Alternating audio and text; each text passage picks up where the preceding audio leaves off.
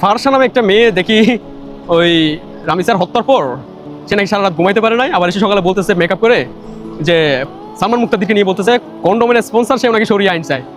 সে কন্ডোমের sponsor করতে পারে, এটা স্বাভাবিক। তার শরিয়া আইনের চাওয়ার মধ্যে কন্ডোমের স্পন্সরের মধ্যে ঝামেলা কি আমি এটা বুঝতেছি না, তার সমস্যা কোথায়?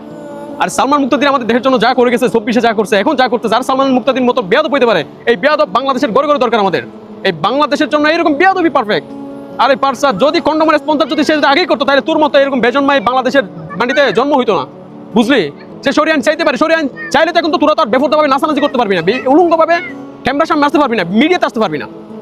যদি এখন শরিয়ান চাই তোদের সমস্যা, আবার দর্শন করলো তোদের সমস্যা, হ্যাঁ যত সমস্যা, সারা রাত ঘুমাইতে পারছ না আর মেকআপ করে সকালে ভিডিও করতেছস, হ্যাঁ সালমান মুক্তাদির কন্ডোমের স্পন্সর করতেছে সে শরিয়ান চাইতে। শরিয়ান চাইলে তোর সমস্যা কোথায়? এই বেজন্মা তোর সমস্যা কোথায়? শরিয়ান চাইলে সে কন্ডোমের স্পন্সর করতে চায়, ভালো কথা, কন্ডোম তো ঠিক জায়গায় ইউজ করা দরকার, এটা ঠিক জায়গায় ইউজ করে নাই বিধায় তো আজকে তোদের মতো সমস্যা যত যার হচ্ছে জন্ম হইতেছে, তাই না?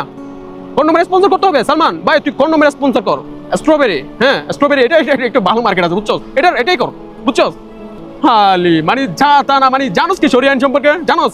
হ্যাঁ তোরা পাতি আর কয়টা সেটা জানোস? শরিয়া আইন চাইলে তোকে সমস্যা, মানে নতুন বাজারে নতুন মেঘ নুরু চাইতেছে।